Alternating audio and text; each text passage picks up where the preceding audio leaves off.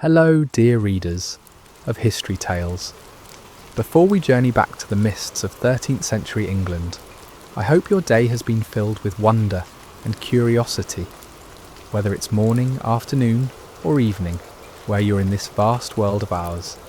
Thank you for taking this moment to step into history with us. From the bustling cities of America to the ancient villages of Europe, from the vibrant landscapes of Asia to the diverse shores of Africa and beyond, our community spans the globe, united by our love of stories from the past. If you haven't already, please subscribe to History Tales to join our growing family of history enthusiasts. Now, let us venture into a time when love was a rebellion, when words were weapons against fate, and when two hearts dared to beat as one beneath the watchful eyes of crown and cross. The morning mist clung to the moors of Northumbria like the breath of sleeping giants, and Elric of Thornley pulled his woolen cloak tighter against the October chill as he rode beside his father toward Varnham Castle. The year was 1284, and the leaves had turned the colour of dried blood and burnished copper, carpeting the ancient Roman road with nature's own tapestry. At 22, Elric was already taller than most men in their village of Thornley, with dark hair that refused to stay properly groomed and eyes the colour of storm clouds over the Scottish borderlands. His father, Godwin the Reeve, sat straight in his saddle despite his 50-odd years, his weathered hands steady on the reins of their pack-horse laden with ledgers and tax rolls. As the king's representative in their small corner of England, Godwin commanded respect throughout the region, but today his usual confidence seemed strained. The harvest had been poor, and the villagers' faces had grown gaunt with the approach of winter. Yet King Edward's demands for silver remained unchanged, as constant as the northern winds. "Remember, son," Godwin said, his voice carrying the weight of hard-earned wisdom, "Lord Aldrich de Varnham is not a man to suffer delays or excuses. He serves the crown faithfully, and he expects the same from those beneath him. Speak only when spoken to, and keep your thoughts about the king's taxes to yourself." Elric nodded, though his jaw tightened. He had learned to read and write Latin from the village priest, Father Benedict, and had studied enough to understand that the common folk bore burdens that would crush the very horses their betters rode. But he also understood that such thoughts were dangerous in a world where a peasant's opinion mattered less than the mud on a lord's boots. The castle appeared through the morning haze like something from the illuminated manuscripts Elric had seen in the monastery at Hexham. Built of dark stone quarried from the nearby hills, Varnham Castle rose from its rocky prominence with the grim authority of Norman architecture. Its walls had witnessed nearly 2 centuries of border conflicts, first with the Scots, then with Welsh rebels, and now with anyone who dared question King Edward's expanding appetites for conquest and coin. As they approached the gatehouse, Elric caught sight of movement in one of the upper windows of the keep. A figure stood silhouetted against the narrow opening, too distant to make out clearly, but something about the stillness of the form suggested a watcher rather than someone merely passing by. The figure remained there as they passed beneath the portcullis, and Elric found himself wondering who might stand so still, so long, gazing out at the endless moors. The bailey bustled with the controlled chaos of a great household preparing for winter. Servants hurried between the storehouses and kitchens, their arms laden with sacks of grain and barrels of ale. Grooms tended to the horses of various visitors, and men-at-arms practised their sword work in the morning light, their blades ringing against wooden pels with rhythmic precision. Lord Aldrich de Varnham received them in his solar, a chamber warmed by a great fireplace and made bright by precious glass windows.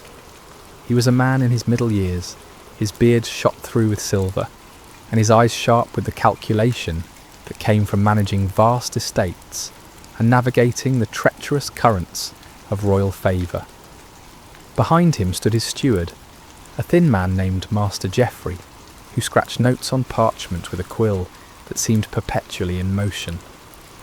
"Godwin of Thornley," Lord Aldrich said, gesturing for them to approach. "Your timing is fortuitous. I have need of accurate records before I travel to York next month. The king summons his northern lords, and I must account for every acre and every soul under my protection." As his father began the familiar ritual of presenting tax rolls and discussing the yields from various holdings, Elric let his gaze wander around the solar. The walls were adorned with tapestries depicting hunting scenes and heraldic beasts, while a carved crucifix dominated the space above the hearth.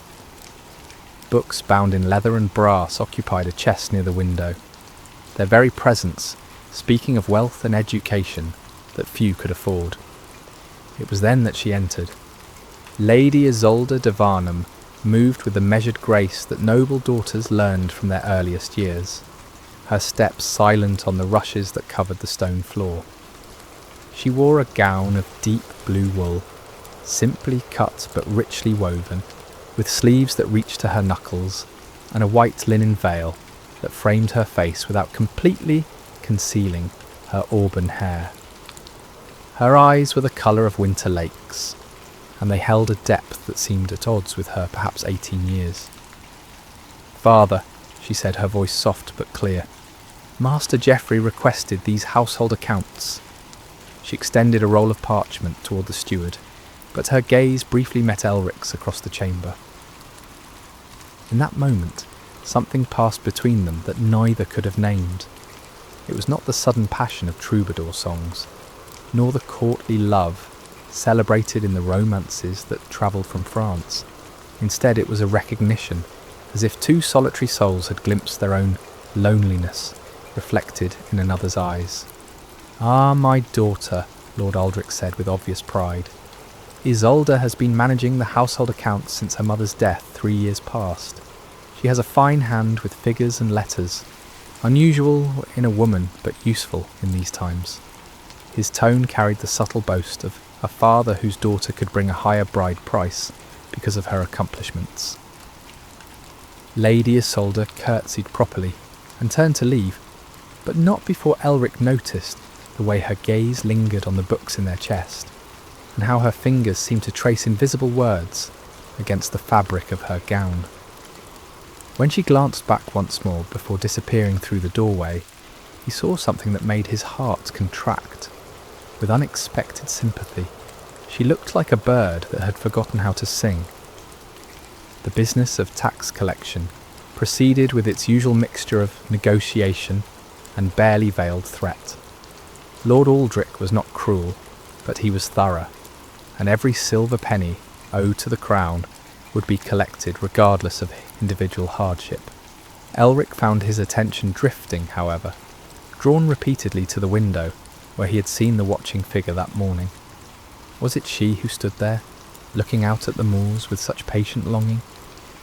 "Your son shows promise, Godwin," Lord Aldrich observed as they concluded their business.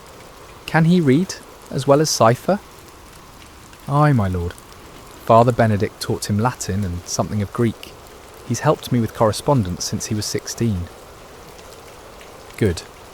I may have need of a clerk who can travel between my holdings. Master Geoffrey grows too old for winter journeys, and I require someone who can be trusted with delicate matters." The Lord's eyes fixed on Elric with calculating interest. "Would you be willing to serve in such capacity, young Thornley?" Elric felt his father's sharp glance and knew that refusal was not truly an option. To serve a lord directly was an honour that could elevate their family's standing, perhaps even lead to a grant of land in reward for faithful service. Yet something in Lord Aldrich's tone suggested that such service might come with complications he did not yet understand. "I would be honoured to serve your lordship, in whatever capacity you deem fit," Elric replied carefully.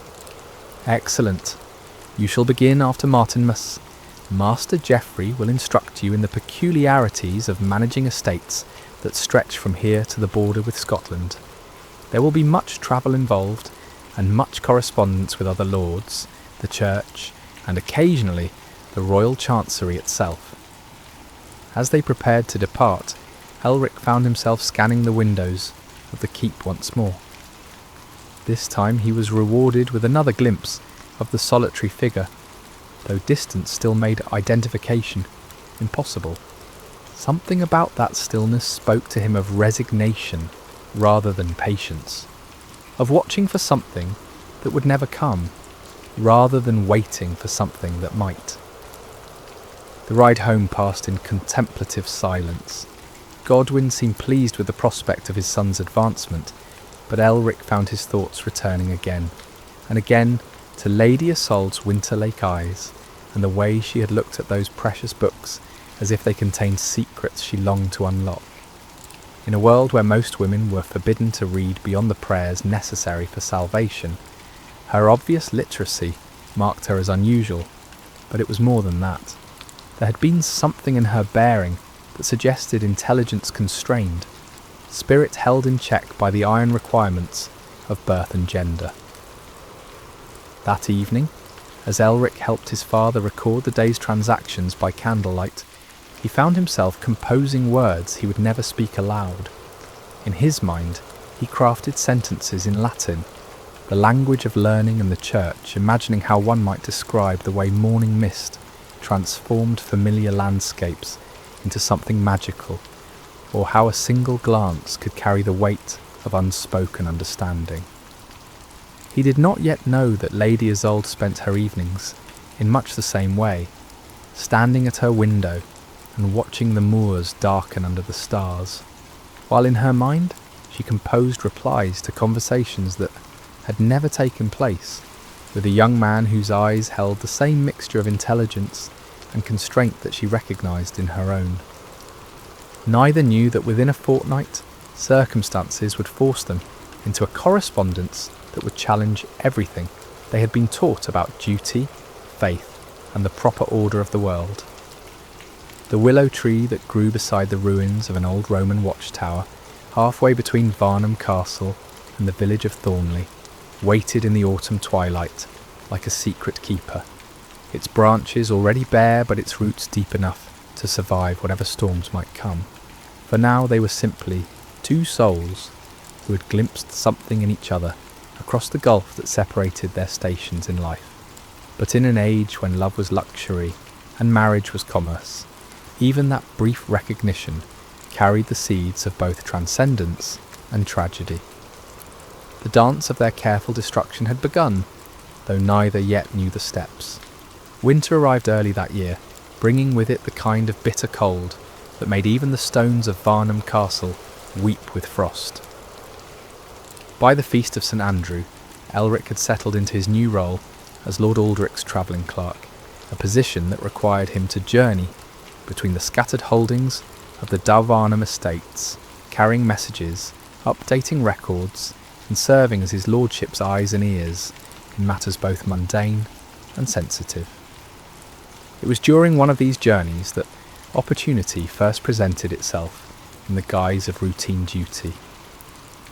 Master Geoffrey had taken ill with a fever that left him bedridden for weeks, and the castle's correspondence had begun to accumulate, like snow in a sheltered corner. Among the waiting letters were several from monasteries and cathedral schools, scholarly exchanges that required responses in proper Latin, and an understanding of theological nuance that was beyond most clerks. Lord Aldrich, growing impatient with the delays, had commanded Elric to handle all such correspondence. "The girl can help you," he said dismissively, gesturing toward his daughter. "Isolde reads Latin better than most priests, though God knows why her mother insisted on such education. Still, it may prove useful in finding her a husband among the learned lords." And so it was that Elric found himself working alongside Lady Isolde in the scriptorium, a small chamber adjacent to the solar that housed the castle's modest collection of books and writing materials. The room was barely large enough for two people, lit by narrow windows during the day and oil lamps in the evening, filled with the scents of parchment, ink, and the beeswax used to seal important documents. Their first collaboration was innocent enough, a response to the abbot of Revo regarding the boundaries of certain lands that had been granted to the monastery by Lord Aldrich's grandfather. Isolde sat across from Elric at the oak table, her own copy of the original charter spread before her, while he composed the reply in his careful Latin script. The phrase should be in perpetuum, not in perpetuitate, she said quietly, leaning forward to point at a line in his draft. The abbot is learned in classical usage, and the correct form will show proper respect. Elric looked up from his parchment, meeting her eyes for the first time since that day in the solar. Up close he could see golden flecks in the winter blue depths, and notice how her brow furrowed slightly when she concentrated on a difficult passage. "You're quite right, my lady. I was thinking in the ecclesiastical style rather than the classical." A small smile touched the corners of her mouth, the first genuine expression he had seen from her. "Father Benedict taught you Latin, didn't he? I can tell from your hand. He has a particular way of forming his letters that he passes to all his students. You know Father Benedict? He was my mother's confessor, and he continued instructing me after her death. Father says learning is wasted on women, but..." She paused, glancing toward the doorway as if checking for listeners. "But I think God would not have given us minds if he intended them to remain empty." It was a dangerous sentiment, one that bordered on the heretical in the opinion of many churchmen, but Elric found himself nodding in agreement. The Blessed Virgin herself was learned, according to the Gospel of Luke. She knew the scriptures well enough to compose the Magnificat. Something shifted in the air between them at that moment, a recognition that they were both souls who hungered for knowledge in a world that offered it sparingly to those of their stations. They worked in comfortable silence for the remainder of the afternoon, occasionally consulting each other on matters of translation or diplomatic phrasing, their conversations conducted in the careful, formal language appropriate to their different ranks. But when they began to correspond with the school at Chartres regarding a request for manuscripts to copy, their exchanges took on a different quality. The letters were addressed to learned men who thought in abstract terms about philosophy, theology, and the nature of truth itself. In crafting responses worthy of such correspondence, Elric and Isolde found themselves discussing ideas that went far beyond the practical matters of estate management. "What do you think Master Aquinas means when he writes of love as the form of all virtues?" Isolde asked one December afternoon, looking up from a letter they had received from a scholar at the University of Paris. Elric set down his quill, considering.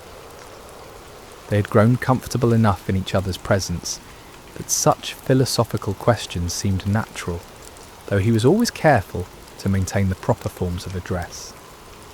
"Perhaps he means that virtue without love is merely obedience, my lady.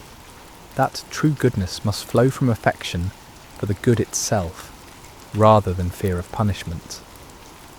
But then, what of marriages arranged for duty rather than affection? Are they virtuous or merely expedient?" The question seemed to carry more weight than its theoretical nature suggested, and Elric felt the dangerous ground opening beneath their feet. He chose his words carefully. I think that perhaps virtue can grow where it did not originally flourish if tended with patience and genuine care, though it must be harder to nurture something that was never planted by choice." Their eyes met across the narrow table, and in that look passed an understanding that neither could have voiced aloud. Isolde was betrothed, though the formal arrangements were still being negotiated. The groom was Baron Willoughby of Westmoreland, a man of 40-odd years, whose first wife had died in childbirth, leaving him without male heirs. He was wealthy, connected to important families, and known for his skill in the king's service during the Welsh campaigns.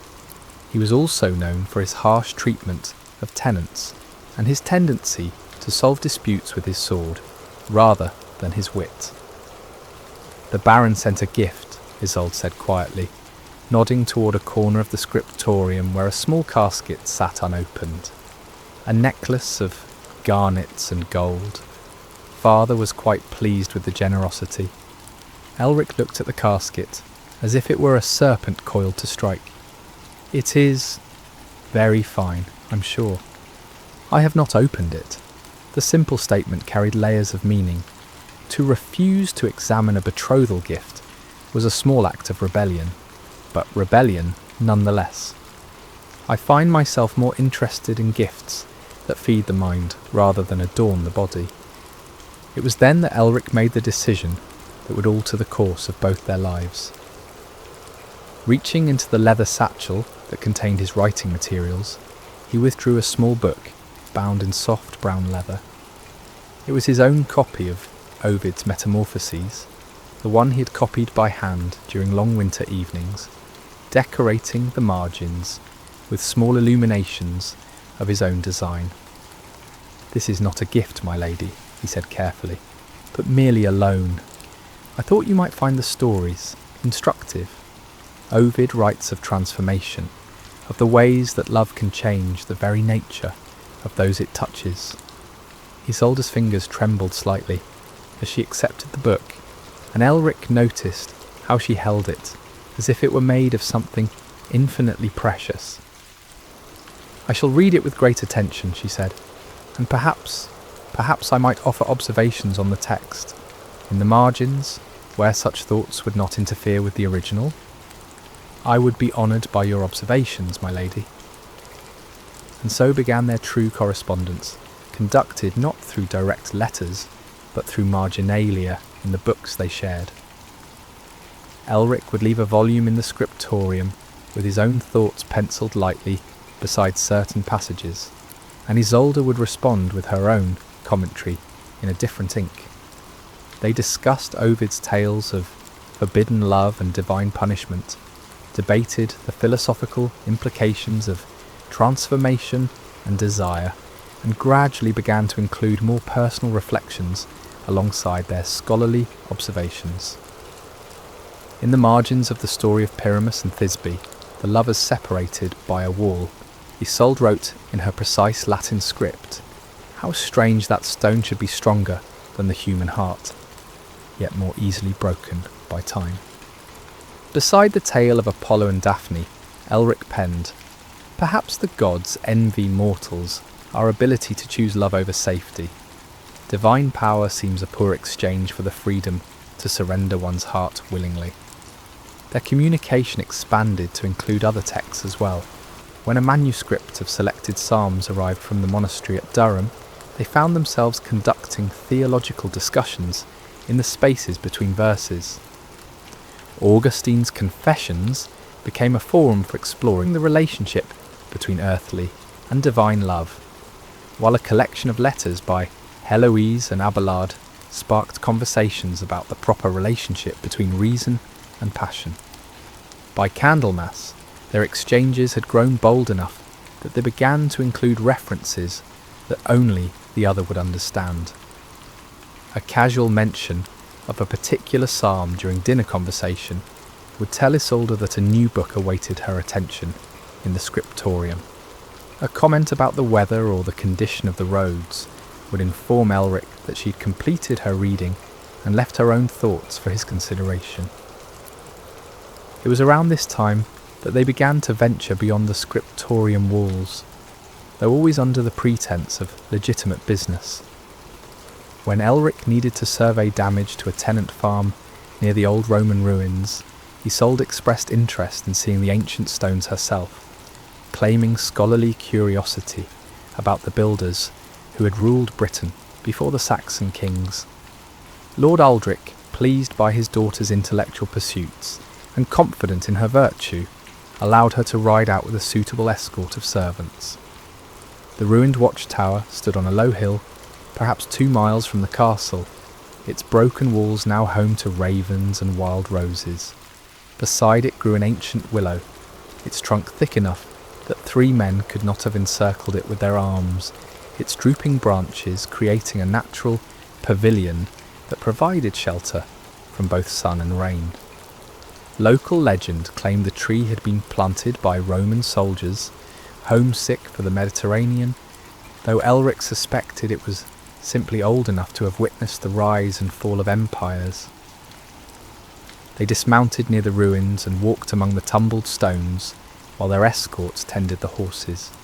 Isolde traced Latin inscriptions carved into fallen blocks, translating the words of long-dead soldiers who had served along Hadrian's wall. But it was beneath the willow that they found themselves alone for the first time, screened by the curtain of trailing branches from the view of servants and retainers.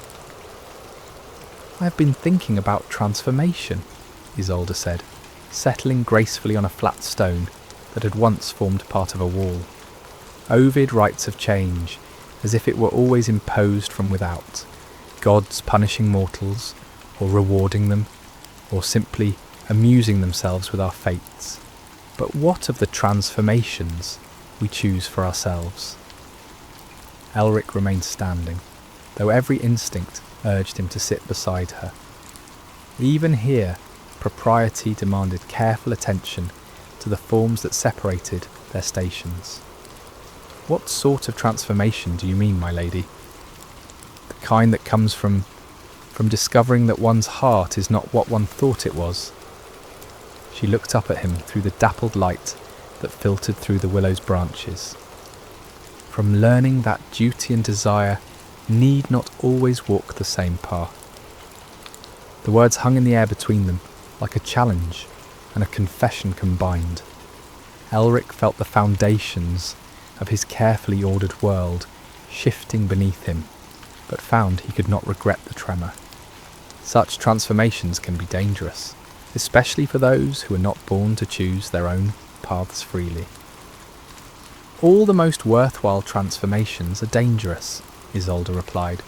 "That is what makes them genuine, rather than merely cosmetic." They stood looking at each other in the green twilight beneath the willow, both aware that they had reached a precipice beyond which lay territory that could not be safely explored. The sound of servants calling to each other about the failing light broke the spell, and they emerged from the tree's shelter as carefully as they had entered it, speaking now of Roman engineering and the defensive advantages of the ruined site. But something had changed between them during those few moments of perfect privacy. They had acknowledged, without quite saying so, that their careful correspondence and scholarly discussions had grown into something that transcended the bounds of appropriate interaction between a lord's daughter and a reeve's son.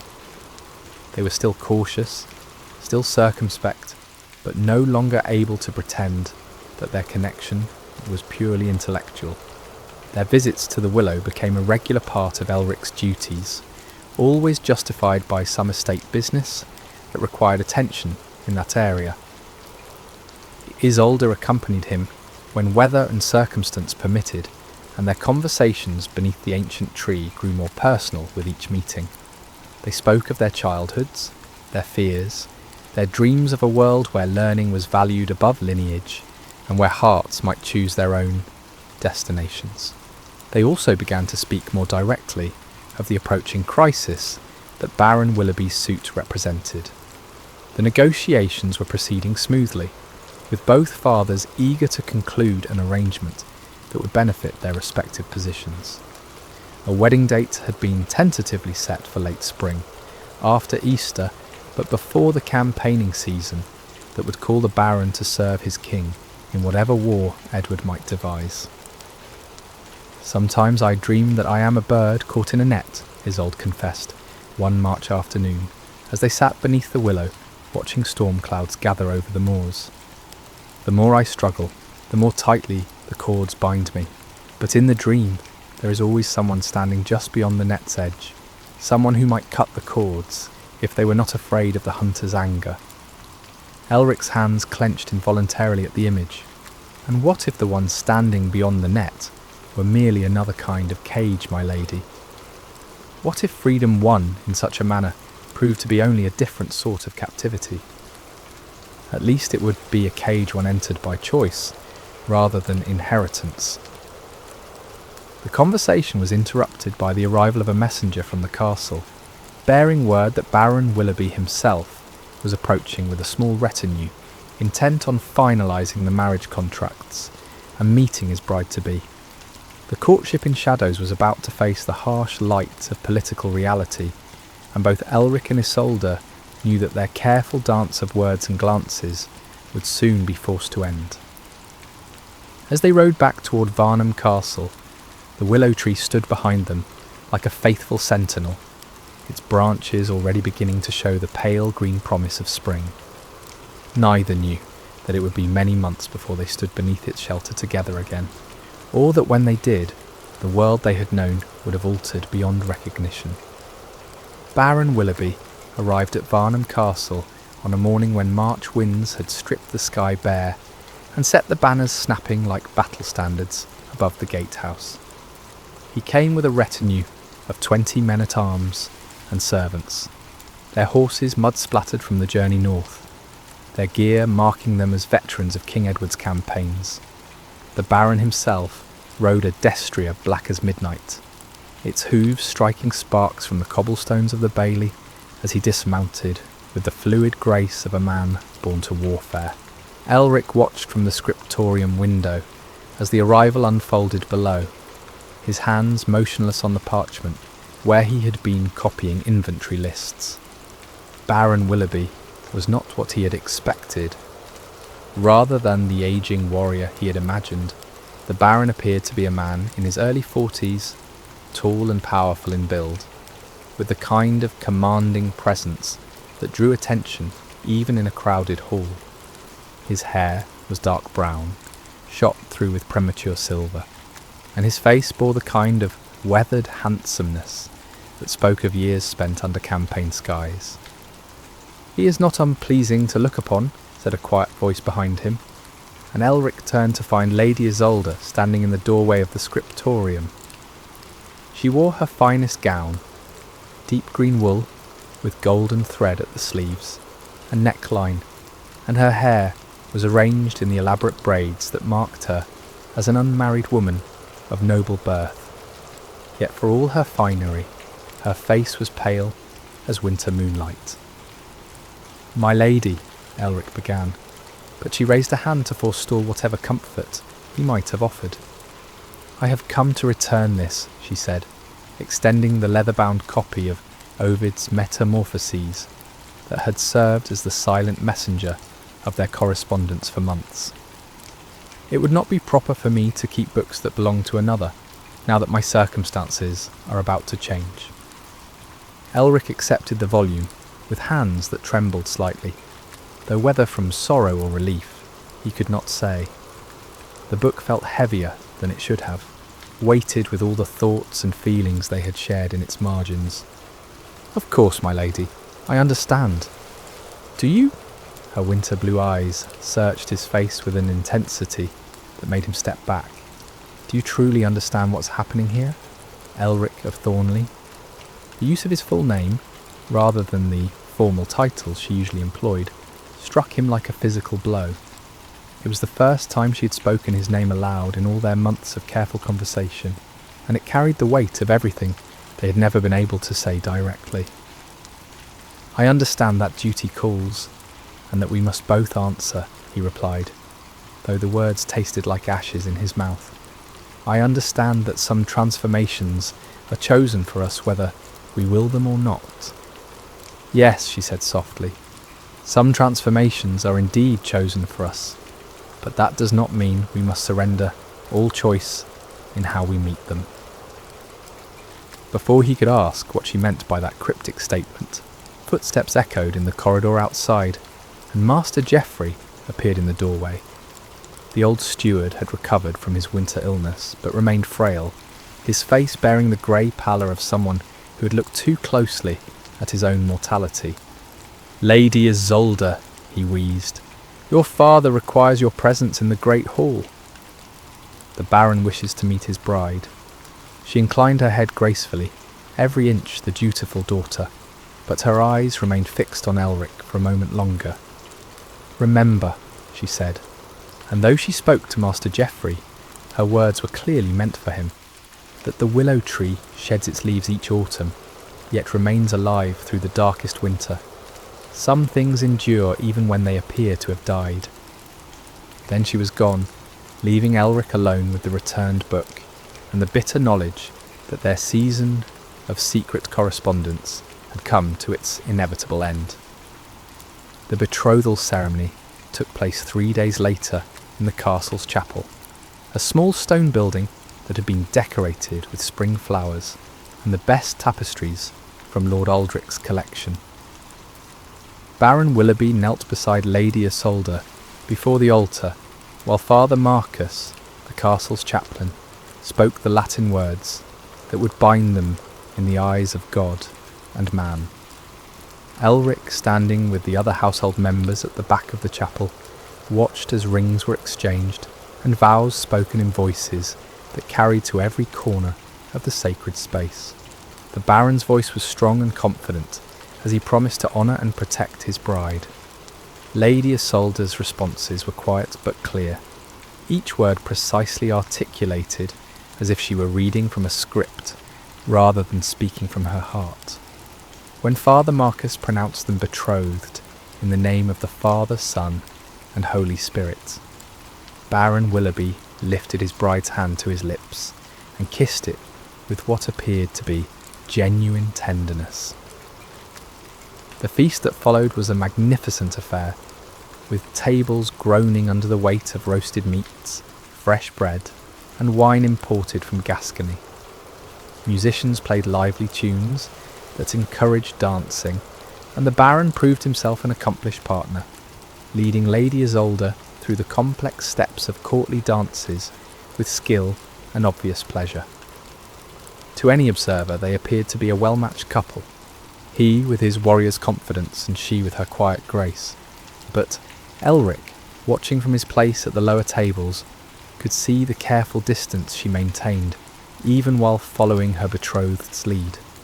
Her smiles were perfectly polite, but never reached her eyes, and her conversations with the Baron carried the formal courtesy of diplomatic negotiations rather than the warmth of personal affection. She was playing her role flawlessly, but it was unmistakably a role rather than genuine emotion. The Baron, for his part, seemed pleased with his prize.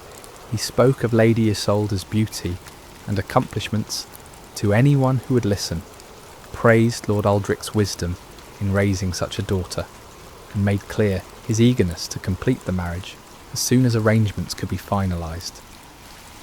The wedding was set for the week after Easter, barely a month away, to be followed by the couple's departure for the Baron's holdings in Westmoreland. She will be mistress of 3 castles and lands that stretch from the Eden Valley to the Irish Sea, Baron Willoughby declared during the evening's entertainment. And I'll wager that within a year she'll have given me the son my first wife could never provide. The casual cruelty of the comment, spoken within Lady Isolde's hearing, made Elric's hands clench beneath the table. He saw her flinch slightly at the words, though she covered the reaction so quickly that he doubted anyone else noticed.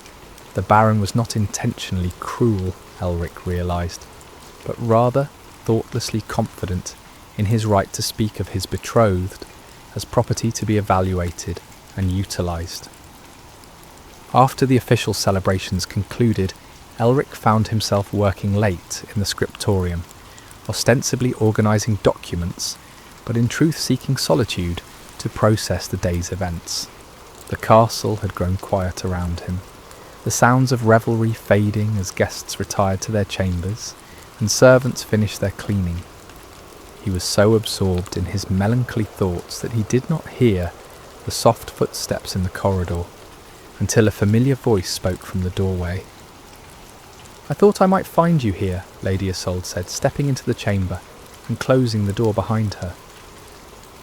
She had changed from her formal gown into a simpler dress of dark blue wool, and her hair hung loose around her shoulders in a way that made her look younger and more vulnerable than he had ever seen her. "My lady!" Elric rose quickly from his seat, acutely aware that they were alone together in a way that propriety absolutely forbade. "You should not be here. If someone were to discover us—" "Let them," she said, with a flash of defiance that transformed her entire bearing. "I am betrothed now, not yet married. I am still free to speak with whom I choose, at least for a few more weeks. But your reputation—" "My reputation is no longer my own to guard," she interrupted. "It belongs to Baron Willoughby now, along with everything else. But my thoughts, my words, my memories, those remain mine for a little while longer." She moved closer to the table where he had been working, her fingers trailing across the scattered documents, as if she were memorizing their texture.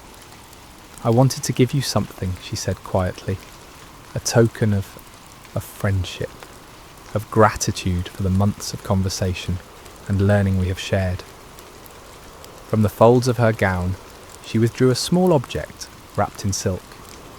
When she unfolded the fabric, Elric saw that it contained a wooden token carved in the shape of a book, no larger than his thumb.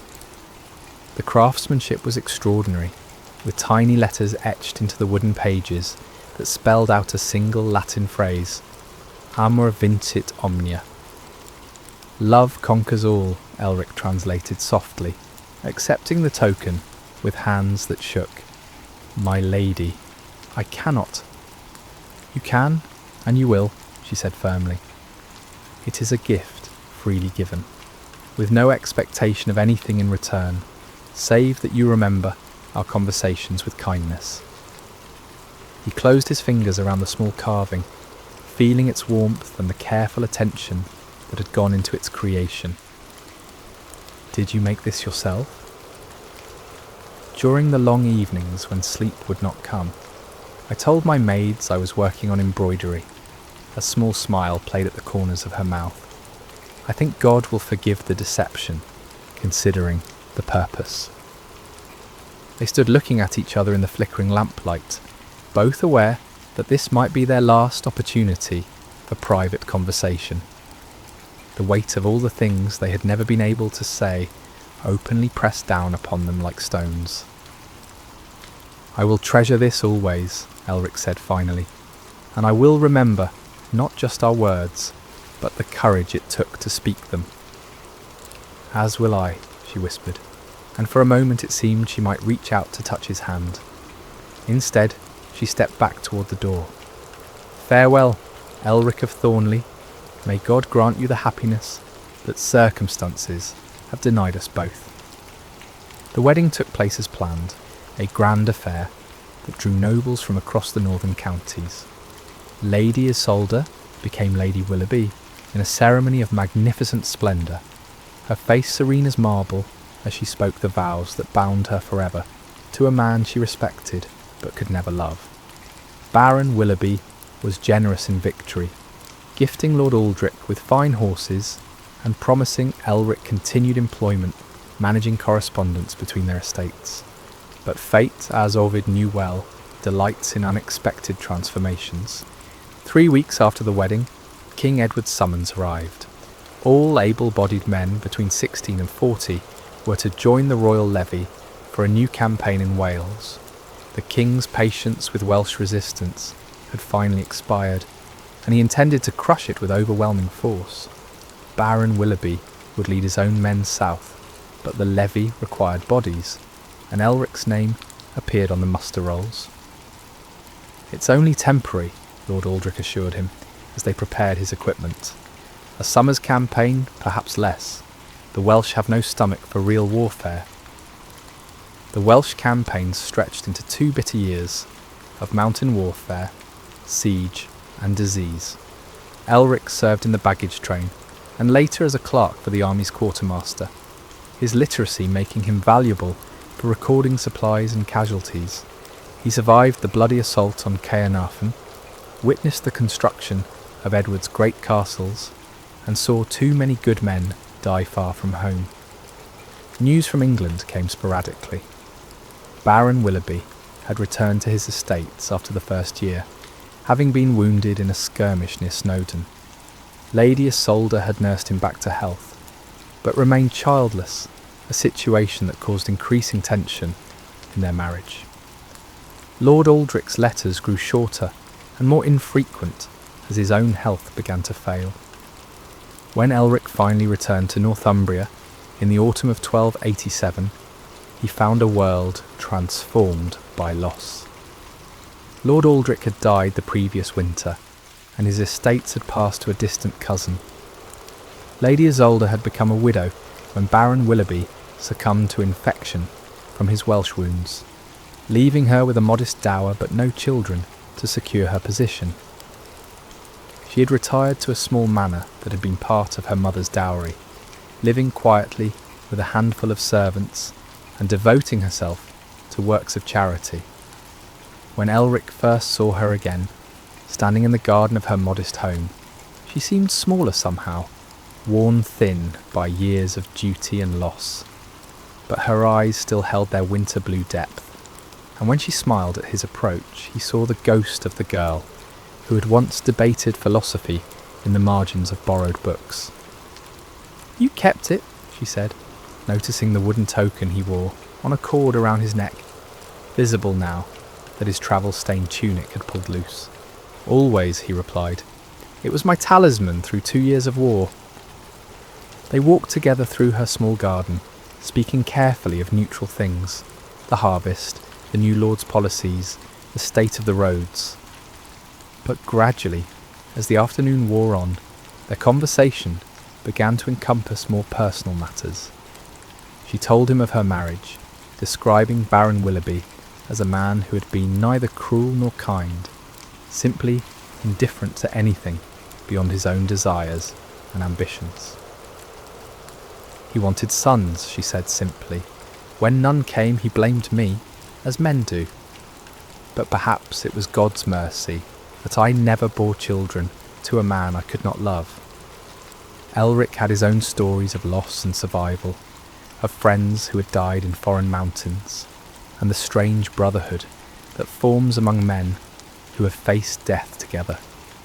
But as they talked, he found himself watching the way evening light caught in her hair, now touched with silver at the temples, and marvelling at how the years had refined rather than diminished her beauty. "There is something I must show you," she said, as the sun began to set. "Something I have maintained in hope of this day." She led him through the dusk to a familiar place, the old Roman ruins where the ancient willow still stood sentinel over the moors. But now the tree was no longer alone. Around its base someone had planted a garden of herbs and flowers, creating a circle of cultivated beauty within the wild landscape. At the base of the willow's massive trunk, a small shrine had been built from carefully fitted stones, containing a simple wooden cross and a place where candles could be lit in prayer. "I come here every week," Isolde explained, kneeling to light a candle from the flint she carried, to tend the garden, to pray for the dead, and to remember a time when love seemed possible, rather than merely theoretical. Elric knelt beside her, adding his own prayer to whatever communion she maintained with the divine. In the flickering candlelight, surrounded by the scent of late roses and the whisper of wind through willow branches, he felt something shift in his understanding of what love might mean in a world governed by duty and loss. "I never married," he said quietly. "After I returned from Wales, I told myself it was because I had seen too much death to risk creating new life. But the truth is simpler. I never found anyone who made me want to forget you." She turned to look at him, her face luminous in the candlelight. "Nor I you. Even when duty required me to share another's bed, my heart remained here, under this tree, in the place where we first spoke truly to each other." They were no longer young lovers stealing moments from duty. They were mature adults who had learned the weight of vows and the cost of honour. What passed between them now was deeper than the passion of youth. It was the recognition of souls that had found their proper match despite every obstacle the world could devise. They never lived together as man and wife, for propriety and law still bound them even in their freedom. Isolde remained the widow of Baron Willoughby, entitled to her dower lands and the respect due her station.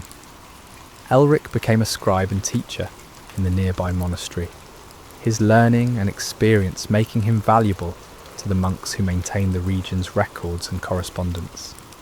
But every St. Valentine's Eve, two figures could be seen walking together toward the old Roman ruins, carrying flowers and candles to the shrine beneath the willow tree. They spoke of many things during these annual pilgrimages: philosophy and theology, the changing world around them, the small victories and defeats of ordinary life. They shared their thoughts on the books they read, the letters they wrote, the people they served. Most of all, they shared the deep contentment of two people who had found in each other not just love, but understanding. Their relationship transcended the physical limitations that society had imposed upon them, becoming something more enduring than passion and more profound than mere companionship. As the years passed, their annual meetings became a local legend. Villagers spoke of the lady and the scholar who met beneath the willow tree, leaving flowers and maintaining the shrine with faithful regularity. Some claimed they were lovers, others insisted they were merely old friends, honouring shared memories. The truth was both simpler and more complex than either explanation could encompass.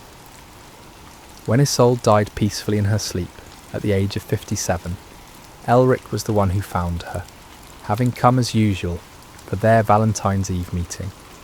She lay in her bed, as if merely sleeping, a small smile on her lips and a letter addressed to him in Latin on the table beside her. The letter contained instructions for her burial and a final gift, the deed to her small manor, left to him with the provision that he maintain the shrine beneath the willow and continue their tradition of annual remembrance. Elric lived another 15 years, teaching generations of young monks to read and write, copying manuscripts, and corresponding with scholars across Europe. But every St. Valentine's Eve found him at the willow tree, now old and bent but still faithful to their covenant. He would light 2 candles instead of 1, lay flowers for both of them, and spend the evening reading aloud from the books they had once shared, as if she was still there to offer her thoughtful commentary. When death finally claimed him on a winter morning in 1321, the monks found him at his writing desk, having just completed a letter to a scholar in Paris about the proper translation of Augustine's Confessions. Beside his right hand lay a small wooden token carved in the shape of a book, worn smooth by decades of handling, inscribed with the words, Amor vincit omnia.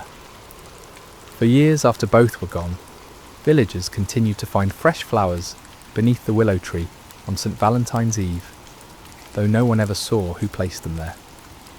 Some said it was angels, honouring the memory of love that had transcended earthly limitations. Others claimed it was the work of romantic young people who had heard the story and wanted to honour its legacy. A century later, when a young monk named Brother Francis was cataloguing the monastery's collection of books and documents, he discovered a cache of manuscripts hidden behind a loose stone in the scriptorium wall. Among them were letters, poems, and philosophical treatises written in 2 different hands, engaged in a decades-long conversation about love, faith, and the nature of human connection. Brother Francis read through the entire collection, marvelling at the depth of learning and the evident affection that had sustained such a lengthy correspondence. At the bottom of the cache, wrapped in silk that had faded to the colour of old parchment, he found the wooden token and a final note written in Elric's familiar hand. Here lies the record of a love that conquered not through possession, but through patience, not through defiance of God's law, but through submission to love's higher law. May all who read these words remember that the heart's truest victories are often invisible to the world, known only to God and to the souls brave enough to love truly. Brother Francis carefully rewrapped the manuscripts and the token, then walked out to the old Roman ruins where the willow tree still stood. now so ancient that its trunk required support from iron bands installed by caring hands. At its base, the stone shrine remained intact, though weathered by centuries of northern winters. As he knelt there in the fading light of St. Valentine's Eve, Brother Francis understood why this place had drawn two souls together across the gulf of centuries. Some loves, he realised, are too large to be contained within a single lifetime, too profound to be measured by conventional standards of success or failure. They become part of the landscape itself, as enduring as stone and as renewable as springs return to the willow's ancient branches.